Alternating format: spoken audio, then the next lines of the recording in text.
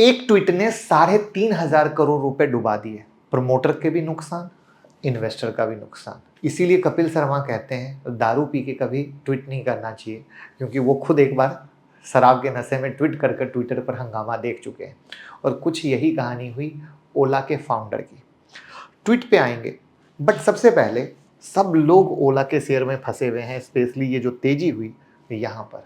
और अब ये गिरावट से मोटा मोटा आप समझ लो कि जिस दिन लिस्टिंग हुई थी उस भाव पर आ चुका है।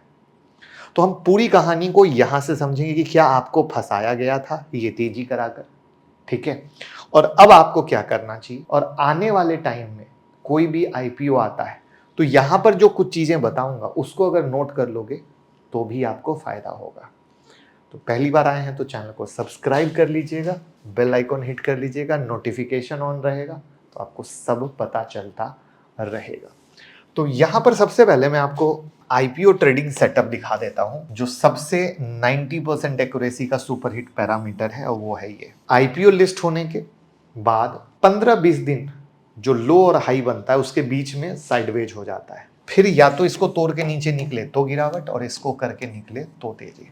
तो यानी अगर बॉटम में पकड़ना है तो ये एक आपके पास चांस होता है इस लो के पास, अगर कोई बाइंग कंफर्मेशन मिले तो, एज पर द स्टडी।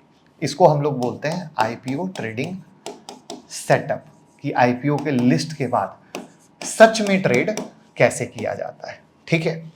तो ये है कहानी। तो ऐसा ही प्राइस एक्शन हम आपको सिखाने वाले हैं हमारी 10 अक्टूबर की स्टॉक मार्केट मास्टर क्लास में, जहां पे इंट्राडे, स्विंग, पोजिशनल हम आपको सब सिखाएंगे, जिससे आप इक्विटी, फ्यूचर, ऑप्शन में सब ट्रेड कर सकते हो। अब आप कहेंगे आपके ऊपर विश्वास कैसे करें, तो आप लाइव सेक्शन में चले जाइए। कल मैं लाइव आया था जब मार्केट गिर रहा था, लोग डरे हुए थे, और उस कंडीशन में निफ्टी और बैंक निफ्टी के बारे में जो मैंने प्रिडिक्शन की थी, आप उसको मिला लीजिएगा एक एक पॉइंट। अगर एक पॉइंट भी अलग निकला तो आप मेरे पे विश्वास मत कीजिएगा, और निफ्टी बैंक निफ्टी उसी हमारे डिस्कशन के सपोर्ट पॉइंट से जंप हुआ जबकि लोग डरे हुए थे। तो बराबर से रीजनिंग, लॉजिक सिखाया था, क्या देखते हैं, कैसे देखते हैं। तो ये है हमारे काम का प्रूफ, जो आपको मैंने दिखा भी दिया लाइव सेक्शन में, आज भी लाइव आया, वहां पे भी क्या बताया। तो ये मेरे 19-20 साल का एक्सपीरियंस है जो मैं आपको अपने क्लास में देने वाला हूँ। 20% का डिस्काउंट आपको मिलने वाला है पहली बार। आपको हैंड होल्डिंग सपोर्ट मिलेगा, एक टीचर मिलेगा जिससे आप अपने डाउट को क्लियर कर सकते हो, क्योंकि आप बिगनर होते हो, आपको कुछ नहीं आता है, या आता भी है तो सब आधा आता है, जिसके कारण एज पर सेबी डेटा 10 में 9 लोग लॉस में है। तो वो हम सिखाएंगे तो आप प्रॉपर से ट्रेड करके पैसा कमा सकते हो। तो यानी इस दुर्गा पूजा सरस्वती माता को घर लाइए, जिससे दीपावली पर लक्ष्मी माता आपके घर आ सके। तो एक छोटी सी इन्वेस्टमेंट कीजिए और कमाइए। तो चलिए शुरू करते हैं। तो कहानी ये है कि भैया ये जो ओला है इसकी लिस्टिंग 9 अगस्त को हुई थी। तो जिस वक्त लिस्ट हुआ, एज पर लिस्टिंग ये नहीं मिला था, बट फिर मार्केट में तेजी हुई, और इसके बाद ये 1 दिन, 2 दिन, 3 दिन, 4 दिन, 5 दिन, 6 दिन, 7 दिन तक ऊपर चला। और भैया ये देख लो 76 से हाई कितना लगा, 157, मोटा मोटा पैसा डबल। तो यहां पर देखा जाए तो जैसे ही लिस्ट हुआ इसके बाद तुरंत एक के बाद एक स्टेटमेंट आने लग गए।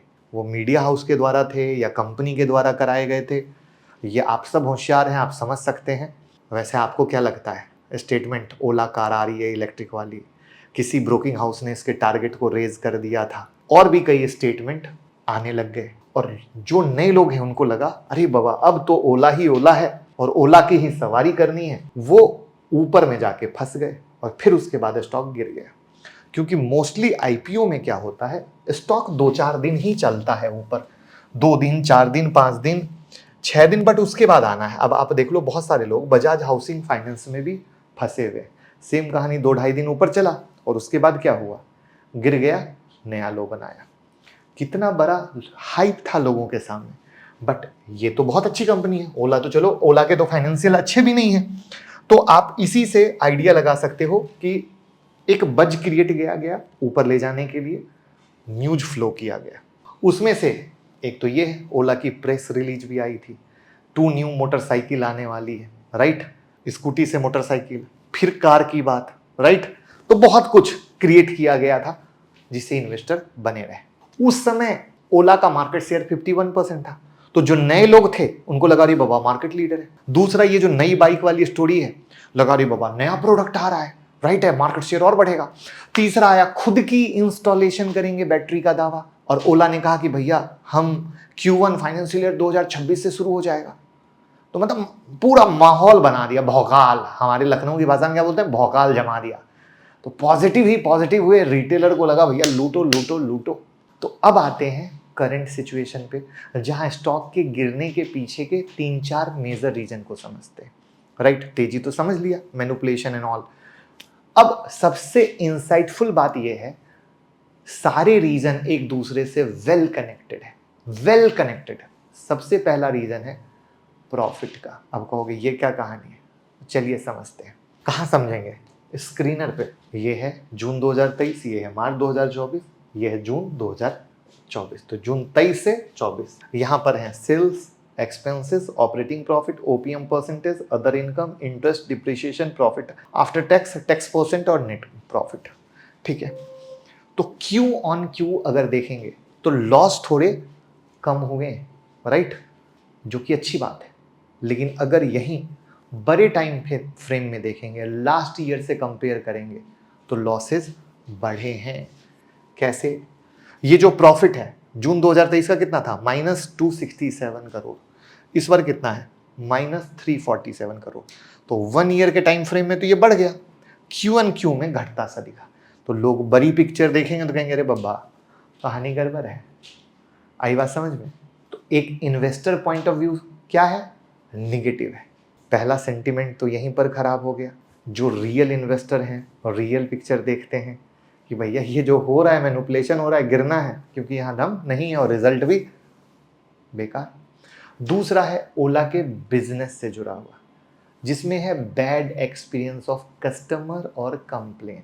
लास्ट के कुछ महीनों में ओला को लेकर हमने सोशल मीडिया पर बहुत बार न्यूज़ और आर्टिकल देखा है, और वो गजब वायरल भी हुए हैं। जिसमें कुणाल कामरा वाली कहानी, जिस पे हमने रील बनाई थी, क्या हुआ, कुणाल कामरा ने इसी पे तो बोला, तो भावेश अग्रवाल को मिर्ची लग गई, पूरा टसल मच गया, और टसल मचने में क्या हुआ, शेयर ही गिर गए। ये जो गिरा उसी में तो गिर गया ना। जो लोग ओला के सर्विस सेंटर जा रहे हैं उन्हें दिक्कत झेलनी पड़ रही है। आप मुझे बताओ झेलनी पड़ रही है कि नहीं? आप ओला से सेटिस्फाइड हो? मुझे तो नहीं लगता है। और इसकी वजह से कंप्लेन डालने और शुरू हो गए। ये नंबर कितना बड़ा है इसको ओला के ही बिजनेस से समझाता हूँ। ओला स्कूटर एक महीने में एवरेज 23,965 यूनिट बेचता है। वहीं रिसेंटली नंबर ऑफ कंप्लेन क्या है पता है, 80,000 पर मंथ हो गया है। अब खुद आप सोचिए किस लेवल का बिजनेस चल रहा है। इसके चलते सेंट्रल कंज्यूमर प्रोटेक्शन अथॉरिटी ने ओला को एक नोटिस भी भेज दिया, क्योंकि ये इतना वायरल हो गया कि अंतिम में अब ये होना ही था, जहां उन्हें कंप्लेन पे काम करने को कहा गया है। सरकार से ऐसी निगेटिव नोटिस किसी कंपनी के लिए अच्छी बात नहीं है। ये अगेन एक बड़ा रीज़न है जिसकी वजह से इन्वेस्टर को भैया अच्छा नहीं लग रहा है और शेयर नीचे जा रहा है। बट यहाँ पर जो सबसे बड़ा मास्टर स्ट्रोक है जिसको देखकर आप हिल जाएंगे, वो है मार्केट शेयर। इसको समझने के लिए आपसे एक सवाल पूछता हूँ। सबको पता है ईवी फ्यूचर है। ऑटो सेगमेंट में बात करें तो टाटा मोटर्स का 71% का मार्केट शेयर है।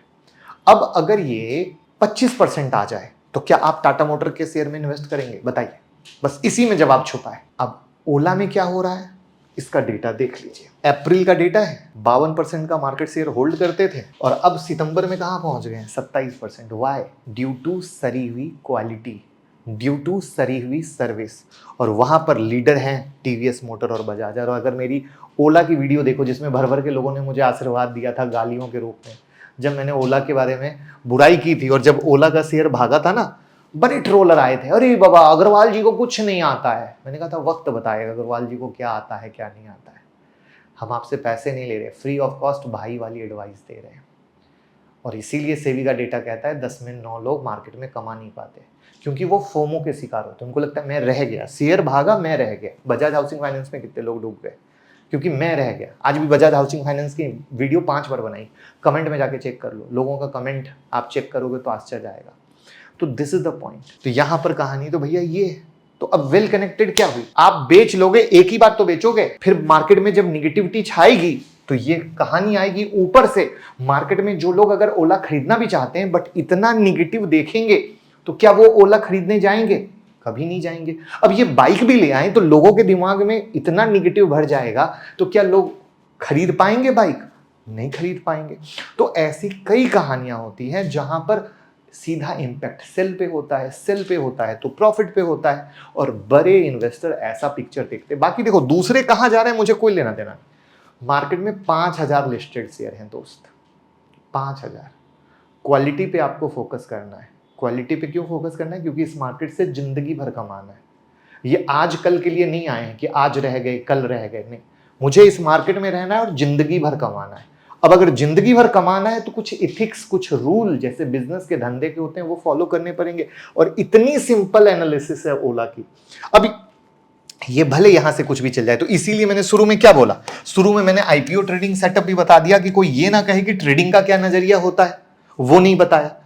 बट एज एन इन्वेस्टर का नजरिया तो भैया अभी राम राम जी है। ट्रेडिंग के नजरिए में तो क्या होता है, एंट्री होता है, स्टॉप लॉस होता है, टारगेट होता है। यहां पे एक और इंटरेस्टिंग सी चीज बताता हूं जो पब्लिक को नहीं पसंद आ रही है। रिसेंट क्वार्टर में ओला ने कहा कि दिसंबर तक 1,000 service centre over the India बना लेंगे, लेकिन अक्टूबर शुरू होने को आ गया और लास्ट 6 मंथ में केवल 500 का ही टारगेट पूरा हुआ है। अगेन भैया निगेटिव ही पॉइंट तो है, बातें बरी बरी। वहां पर कुछ दिन पहले एथर का एक फाउंडर का इंटरव्यू था, बोले थे किसी ईवी नई कंपनी की एंट्री बड़ी मुश्किल है। जो बेनिफिट ओला को मिला वो अगर हम लोगों को मिलता तो हम लोग कहां से कहां रहते। ये भी एक सोचने वाला बात है। तो क्या सरकार मेहरबान है या दूसरों के लिए रास्ते मुश्किल है? बट जो भी है क्वालिटी होनी चाहिए। पब्लिक पैसा दे रही है तो वहां पर ये पूरा पिक्चर मिलकर इसको गिराने पर काम किया। अब कहोगे आगे क्या? तो आगे कहानी ये है कि अगर इन्वेस्टर बनना चाहते हो तो पहले इनके प्रोमोटर को सर्विस क्वालिटी, मार्केट शेयर पे फोकस करना पड़ेगा, जिससे मार्केट में वापस पॉजिटिव सेंटीमेंट्स आए, तभी हम भविष्य के बारे में बात कर सकते हैं। ट्रेडिंग का नजरिया मैंने आपके साथ शेयर कर दिया, ये आपका पॉइंट ऑफ व्यू है, तो मैंने हर एक इंसान का पिक्चर क्लियर कर दिया। तो कैसी लगी लर्निंग कमेंट में बताइए और लोगों के साथ शेयर कर दीजिए।